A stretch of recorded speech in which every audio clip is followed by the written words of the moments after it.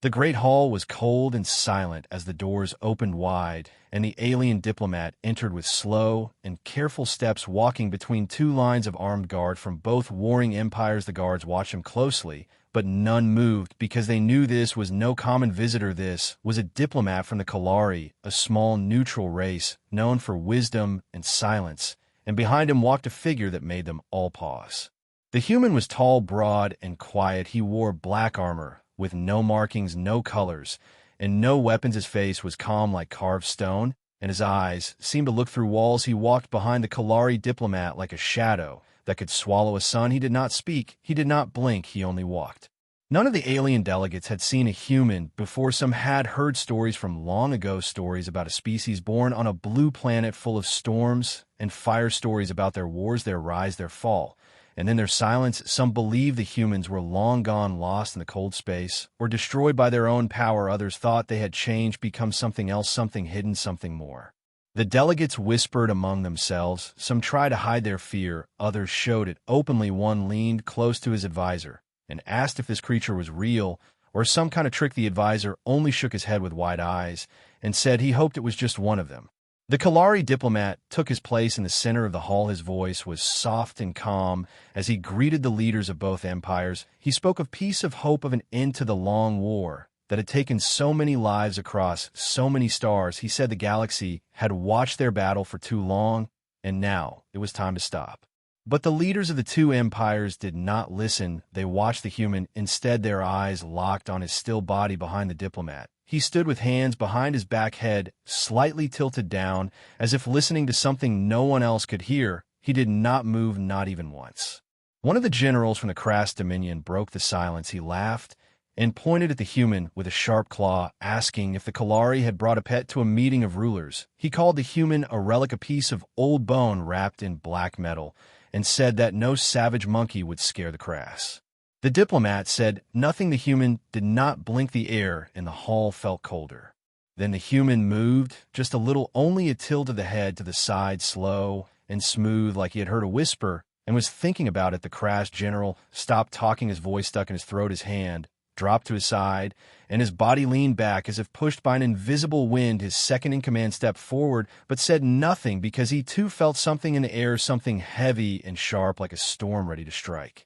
The hall went quiet again. No one moved, no one breathed. The other empire, the Vural combined, looked at each other with worry. Their leader, tall and silver-skinned, noble, raised one finger to speak, but lowered it slowly. Without a word, the Kalari diplomat looked at them all and said, "This is not a threat. He is not a soldier. He is a protector, and peace is all he seeks." But the fear had already spread like fire through dry grass. They could all feel it, even if they did not understand it. The human was not just a bodyguard. He was a message, a sign of something greater, something older, something that did not need to speak to be heard. Later, in private chambers, the Vural advisors whispered that the human might be a void-born, a name from old data files, a myth from the time when Earth still had fleets, when humans flew across stars and fought. Without fear, the Crass searched their records and found nothing, no name, no history, only red lines and missing data wherever humans were mentioned. Some of the younger officers laughed nervously and said it was just a trick, just a silent man in dark armor with no power. But none of them went near him. None of them dared to look him in the eyes again. The diplomat continued his talks, his voice always soft, always steady. But the leaders no longer cared about the words. They kept watching the human, waiting for him to move again, waiting for a sign that the stories were true. The human remained still like a statue carved from dark stone. He did not sit, he did not shift, he did not smile. He just watched. And somehow, they all felt that he was not watching the room, but watching them, each of them one by one. Some began to wonder why he had come, why the Kalari had brought him, what kind of message they hoped to send. Some thought the war was already over, and this was only a reminder of who had ended it before it could begin again. The Crass general who had mocked the human left the chamber early, his face pale and wet with sweat. He said nothing to his men and would not speak for the rest of the day. The Vural leader called for a break in the talks, but none of the others moved. They were waiting for something, even if they did not know what it was. And so the first day of the peace summit ended with no words signed, no deals made, only silence, and a single human bodyguard who had done nothing but watch, yet left them all shaken. The Kalari diplomat bowed and left the chamber. The human followed, still, without a word, still, without a step out of place, and behind them, the leaders of two ancient empires sat in cold silence, each one afraid to be the first to break it. No one knew what would happen next, but they all knew one thing: the war might end not with words, not with weapons, but because one human did not speak. The room stayed quiet even after the diplomat and his strange bodyguard left. The heavy doors slowly closed behind them, but the silence in the chamber remained thick like smoke after a fire. The leaders of both ancient empires sat frozen in their places, some looking at the floor, others glancing at each other, unsure of what they had just witnessed. None of them understood what the human really was, and that unknown scared them more than any weapon ever built. The Vural Combine leader finally stood, his silver skin reflecting the soft lights above, his voice low, as he asked if the crass general had truly felt fear when a human looked at him. The general, known for leading fleets in a fire and storm, did not answer. His eyes were still locked on the door, where the human had stood, his hands slightly shaking. His second in command tried to speak, but could only mutter something about the air changing when the human moved. Whispers filled the hall again, rumors turning into questions, then into fear. Some asked if the Kalari had brought a weapon, not a protector. Others thought the human might be a spy, or something worse, a living message wrapped in armor and silence. Even the young officers now spoke, lest their earlier laughter gone, replaced with uneasy looks and nervous glances toward every shadow. In a quiet meeting chamber deep inside the neutral zone, the Kalari diplomat sat across from the human. He looked tired but calm, his voice soft, as he said, "They were afraid of you." He did not expect such strong fear, just from a tilt of the head. He asked if the human meant to do that, or if it was something deeper, something hidden in the way he moved or did not move. The human gave no reply. He sat in still silence, his helmet resting on the table between them, revealing a calm face with no signs of emotion. His eyes stayed focused on something far away, something no one else could see. The Kalari watched him for a moment, then turned to the screen beside them, showing news feed from both empires. Already the story was spreading, even without official words, rumors of the Silent One, the human guardian, the walking shadow who stopped a general without touching him. Some of the feeds called him a ghost, others called him a relic from a forgotten war. One post even claimed he was part machine, part myth, and part nightmare. None of them were right, but none of them were fully wrong either. The truth was something no one had words for, not yet, not until he acted again. Meanwhile, back in the main chamber, both empires met in private corners, their advisors rushing through old data, trying to find anything on humans, trying to understand how one could exist now, when all records said they vanished centuries ago. What they found was little more than scattered files, old warnings, and corrupted reports, all ending with the same phrase: "Do not engage alone."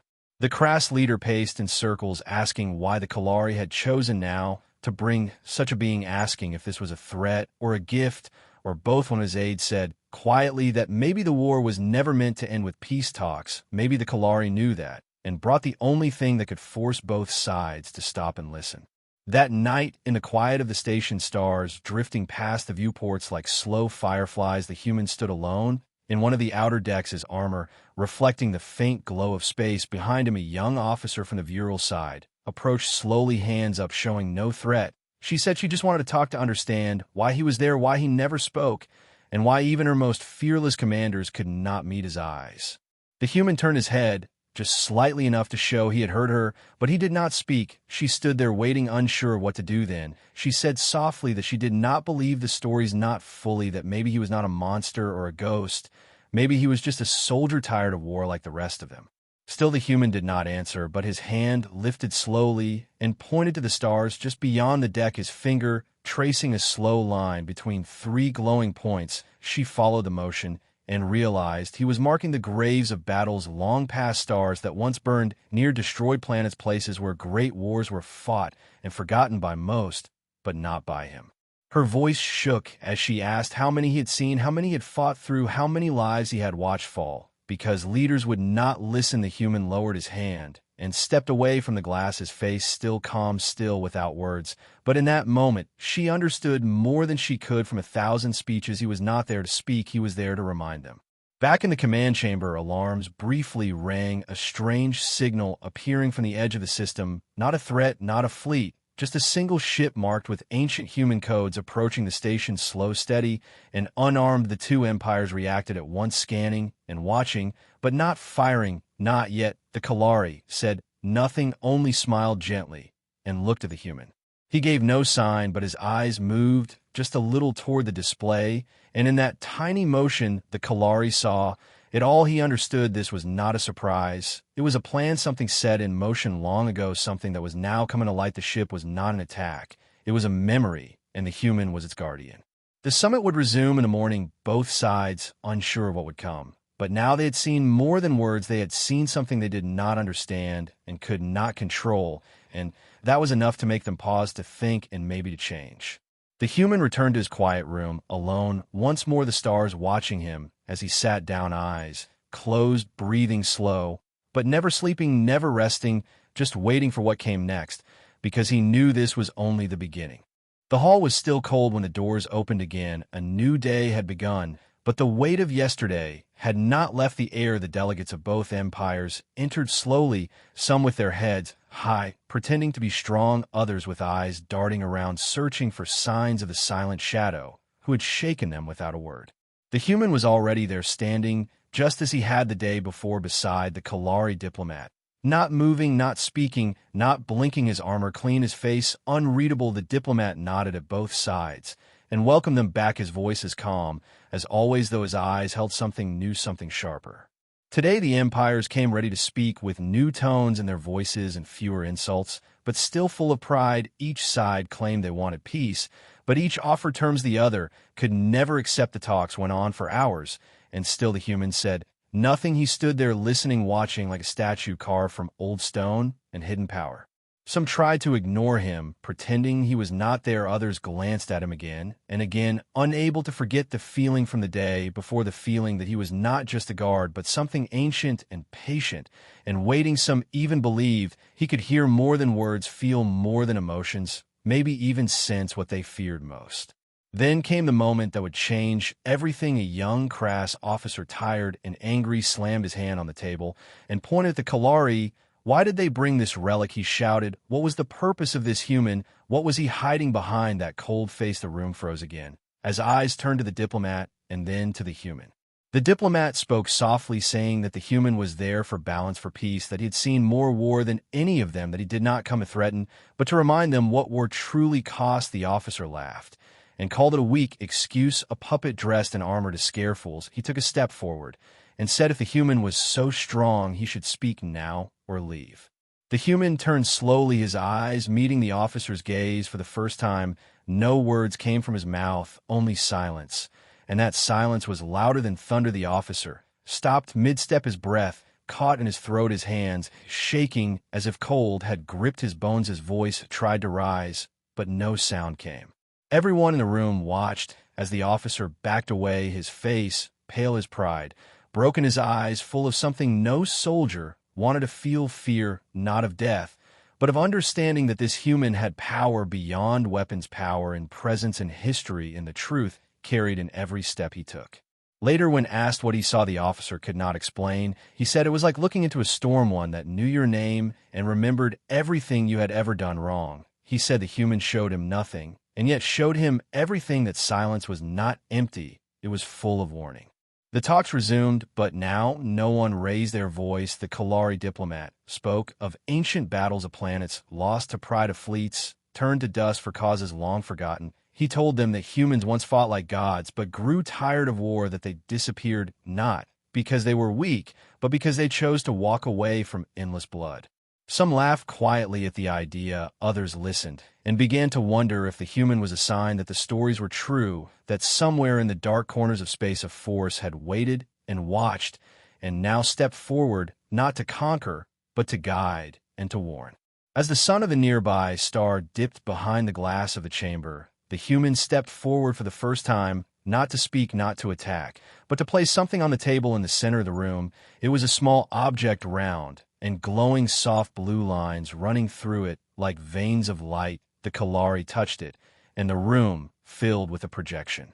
What they saw made heart stop. It was a battlefield, not from any of their wars, but from a war none of them had seen: planets burning, ships breaking apart, and silent soldiers screaming, but no sound reaching the watchers. The image moved, showing a single human walking through the chaos, not firing, not running, just walking untouched, unharmed, unseen. Then the scene changed to one of peace, green fields, and quiet cities, human cities. The same man, walking through them slowly, alone, his face the same as the one standing before them now. Then came stars passing in blinks of time, showing that this human had walked through history, never aging, always watching, always remembering.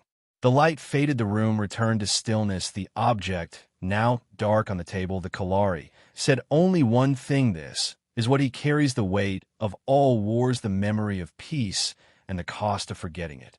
No one spoke for a long time. Then slowly the Vural leader stood and said they would consider the terms again, this time without threats, without demands. The Crass followed with a nod and silence, the first true silence of understanding, not fear. The human returned to his place beside the Kalari, his face the same, his body still. But now they saw him differently, not as a weapon, not as a monster, but as a mirror showing them what they were and what they could become if they kept walking the path of war.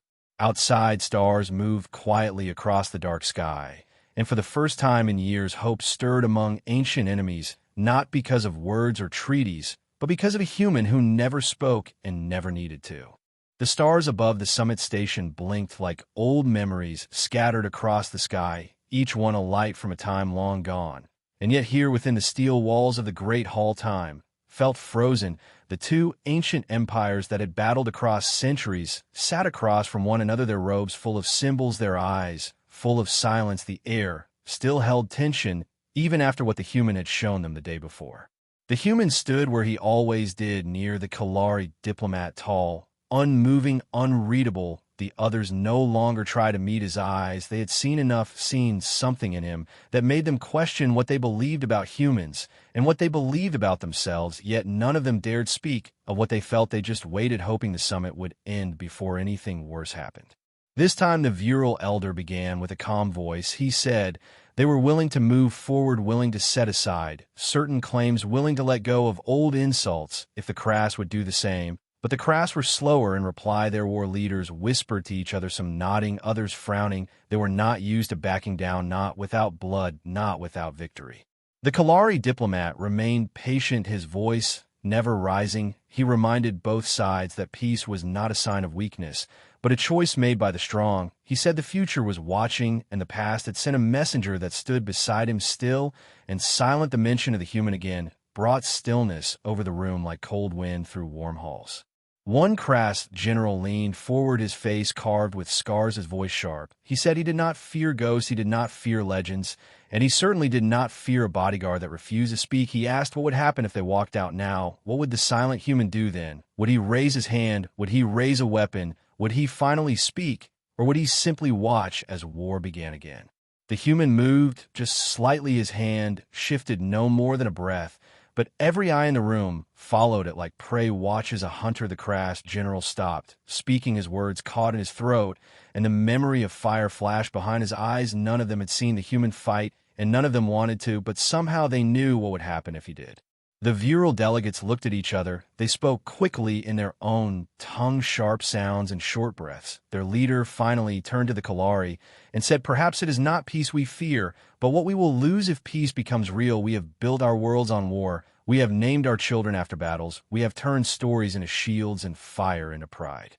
The Kalari said the human knows that story too. He knows what it means to build on fire and to lose what cannot be rebuilt. He said the human once lived in a galaxy like that, but now walks alone through ashes that never cool and stars that no longer speak. He said that is why he is here, not to fight, not to threaten, but to show what happens when no one listens. A silence fell again, heavy and thick, and in that silence the human took one step forward, not fast, not loud, just one step. Then he turned his head slightly toward the window, toward the stars beyond, then back to the table. No words, no sound, just a message written in movement, in posture, in the calm weight of his presence. The window came alive again, without anyone touching it. This time the image was different. It showed a planet green and blue, full of life, voices, laughter, towers of light, and rivers that sang, then flames, then silence again. The planet was gone, turned to dust by weapons too strong to name and anger too old to stop. Then came a fleet ship's large and proud sent to answer the destruction, only to be lost in the void, swallowed by shadows that grew from their own weapons. Then the scene changed again. This time, it showed two beings, one crass, one virile, standing across from each other on a shattered moon, neither speaking, both holding weapons, both shaking with rage. Then something passed between them, a shadow of choice. One lowered his weapon, the other dropped to his knees. Then the screen faded, and nothing more showed, just darkness filled with the sound of breath. The Kalari said, "This is not fiction, this is memory. These are the echoes of what could be again if pride wins." He looked at the virile, then the crass, then at the human who had not moved again since the images vanished. He said, "The human carries no weapon, because he is the weapon, not one made of steel or fire, but one made of memory. He does not fight, because he remembers what it costs." The room felt smaller, then the walls closer, the lights dimmer, as if the weight of those memories had pressed inward. The virile elder placed both hands on the table and said, "We will return tomorrow with new words, words not made of stone and blade, but perhaps of soil and seed." The crass general, still silent, finally nodded a slow, heavy nod that carried years of lost soldiers and unspoken grief. As they stood to leave, none of them looked at the human for long, but all of them felt him like a shadow that stretched across their path and reminded them that they were being watched, not judged, not punished, just watched by something old, something quiet, something still human.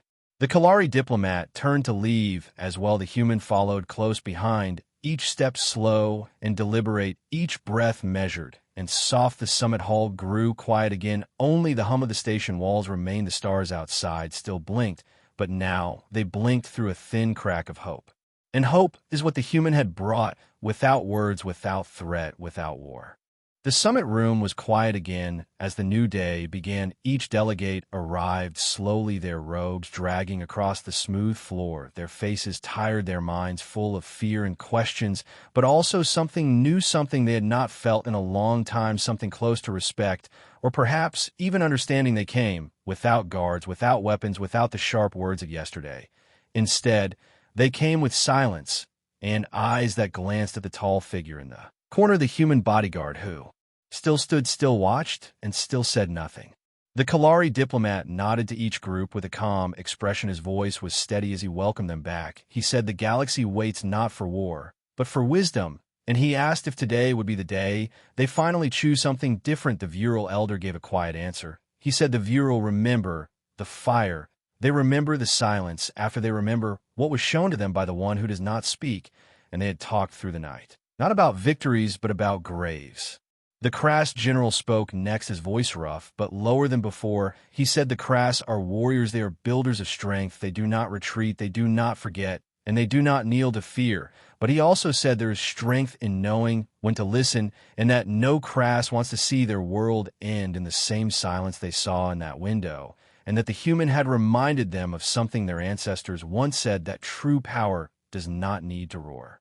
For the first time, the air in the hall felt different, like the pressure was lifting, like something heavy was slowly being moved away. The Kalari diplomat spoke again, and this time his words carried more than calm. They carried hope. He said, "Perhaps today is the day of terms, not of threats. Perhaps today is the day of futures, not of fire." And he invited both empires to place their demands and their offers on the table side by side and not across from one another, but together. The virile were the first to move. Their lead scholar stepped forward, carrying a small device, glowing blue. He placed it on the center table and activated it, and a map appeared, not a map of war zones or fleets or claimed stars, but a map of water routes, food paths, trade lanes, peace corridors. He said, "This is what we can share if peace lives. This is what can grow if the stars are used not for ships of fire, but for ships of seed."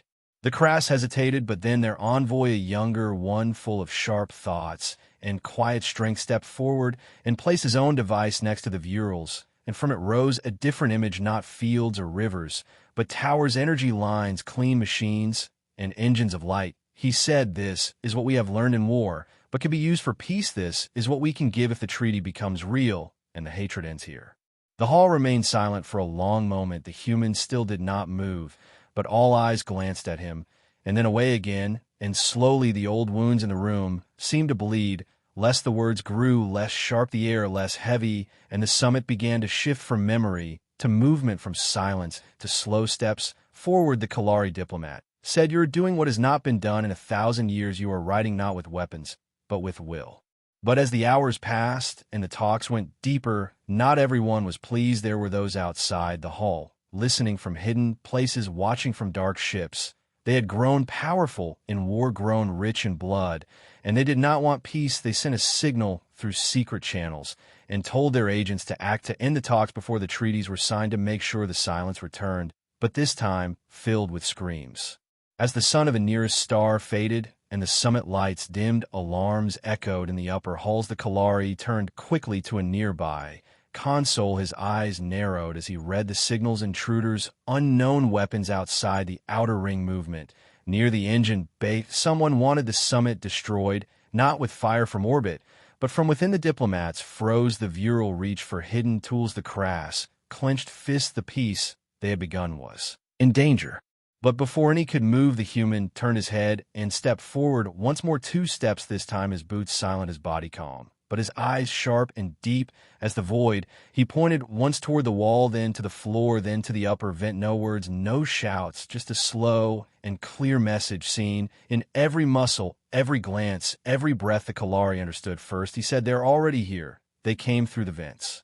The crass general barked a command, but the human raised one hand, and the room froze again. The human moved toward the vent, his steps like wind, his presence like stone, and then with a leap that looked impossible for something so large, he vanished into the dark above the hall. No one spoke, no one followed. They just listened as sounds above changed from light to loud, from scratch to scream, from motion to silence again. Then the human returned, not fast, not proud, just walking calmly. And behind him, he dragged 2 figures, dark-suited, armed, masked with marks of those who profit from endless war. He dropped them at the feet of the delegates, then stepped back to his place and stood still. Once more the message was clear: peace has enemies, but silence has guardians. The Kalari spoke softly. He said, "Today we found truth not in talks, but in action, not in words, but in the weight of silence." He turned to the crass and the Vural and said, "Do you see now what was always before you? Not a weapon, not a threat, but a warning and a gift that the galaxy can still change if enough voices choose not to shout." And once again the human did not speak. He simply watched as the war they had all expected turned slowly into something else, something better, something that might one day be called peace.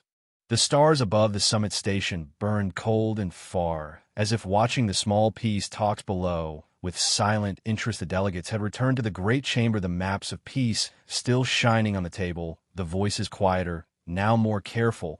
But something deeper had changed. A new feeling had settled into the room, not fear, not pride, but something close to understanding. The crass spoke with fewer demands, the Vural asked fewer questions, and the Kalari diplomat stood calm between them like a bridge that could hold the weight of centuries.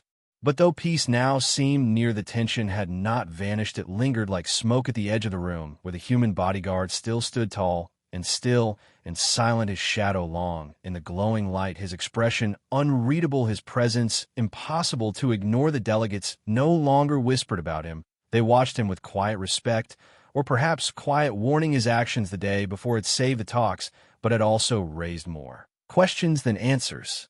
The 2 intruders he had captured had been taken away, silently, without a word from the human, without a single sign of struggle. And now the summit leaders knew, for certain, that not all forces in the galaxy wanted peace. Some still wanted war, some still wanted to profit from pain, and some feared what a true alliance might become. The crass general had said as much during a private moment with the Kalari, that enemies of peace always hide in the shadows because peace shines too bright for them to survive.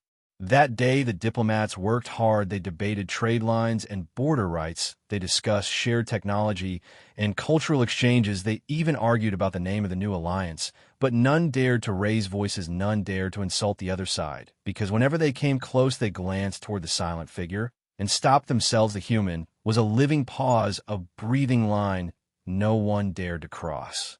As evening neared, the lights shifted in the chamber to the deep blue of twilight. The Kalari diplomat stood and suggested a break, time for food, for thought, for rest. Before the final terms were sealed, the delegates nodded and moved to the open lounge above the chamber, Where stars could be seen clearly through the crystal dome, the human did not follow. He remained below, still watching, always watching.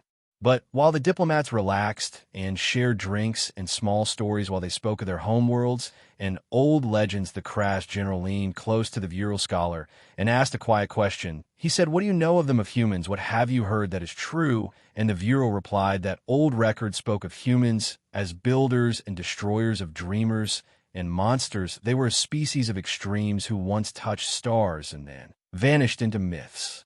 The Kalari joined them and said that humans were not extinct, not entirely at least, that small groups had survived in far corners of space, hidden, forgotten, and that many believed the last of them had sworn oaths to never speak again, never fight again, unless truly needed, unless the stars themselves called them back. And perhaps the one they saw now was one of those, one who heard the call, one who answered not with words, but with presence.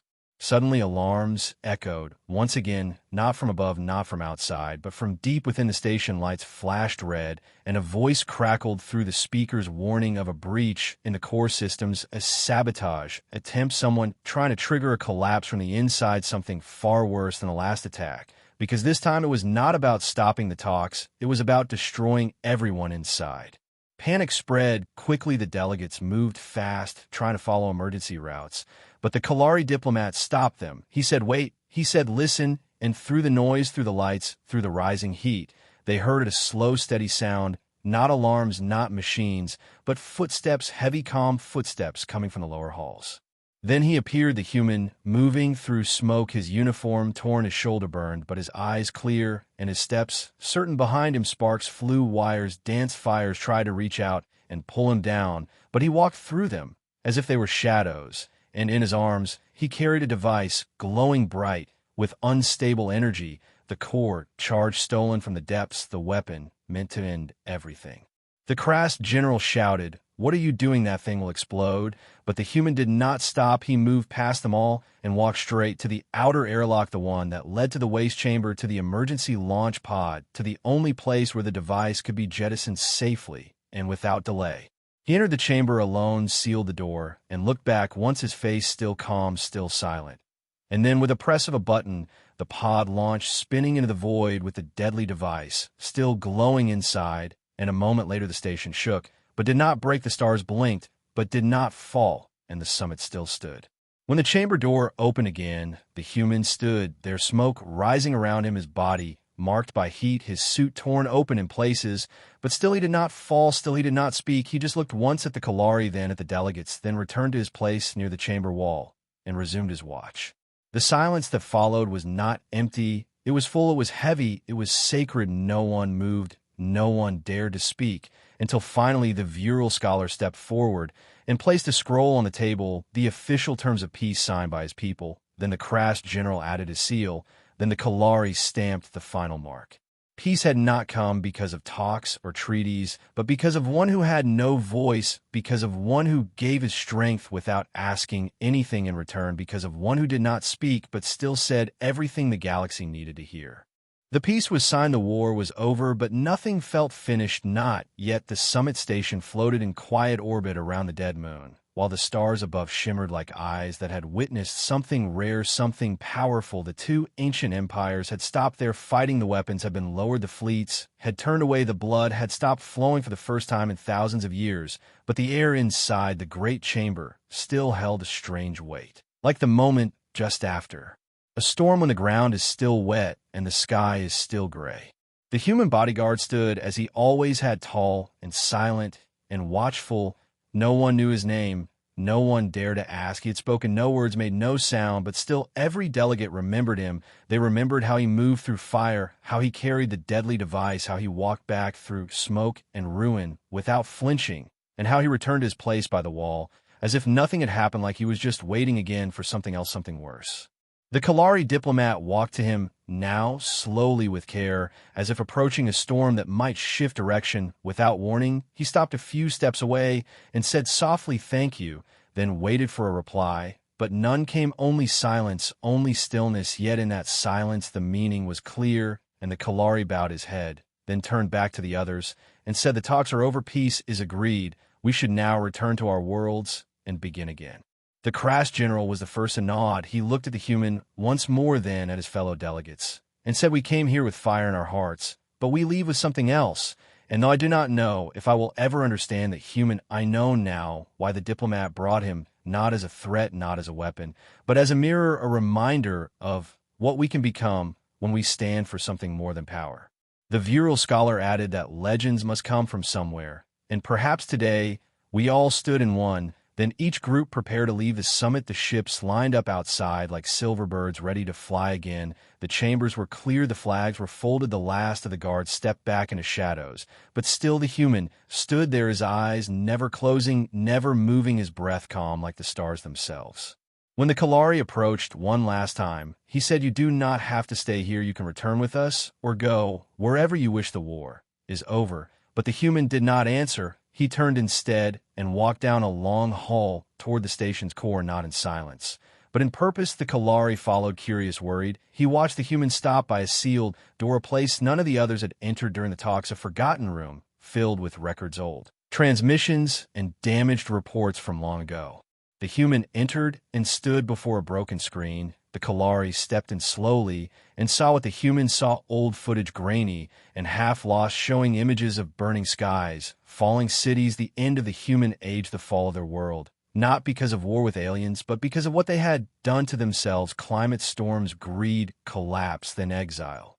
The Kalari said softly, "This is your past, but it does not have to be your future. The galaxy is wide. There are others like us who will welcome you and rebuild with you." But the human only stared, then turned to leave.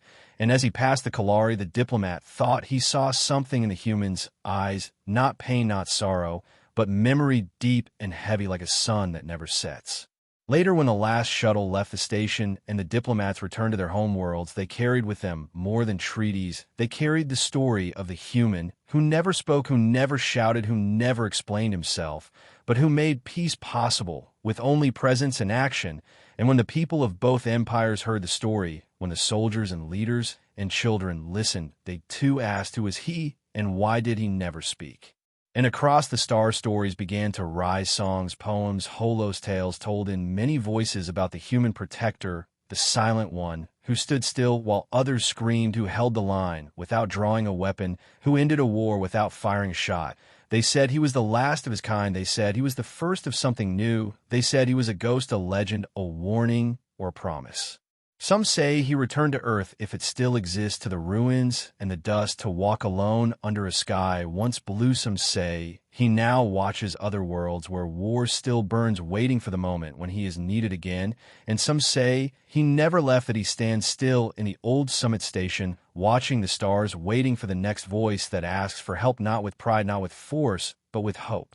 And maybe that is the truth. Maybe he is not just a man. Maybe he is something more. Maybe he is the answer to the question no one wants to ask: what does it take to end war and begin peace? Not words, not weapons, but one who is willing to stand between two empires and say nothing at all.